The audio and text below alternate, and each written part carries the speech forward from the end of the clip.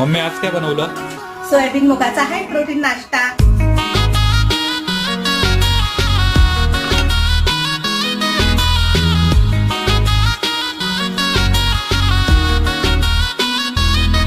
अग मनात भरलीस तू, गावलाय आज रंग, जित तित दिसतीस तू, यगळाच हा छंद, हसत लाजत येड पिसळ.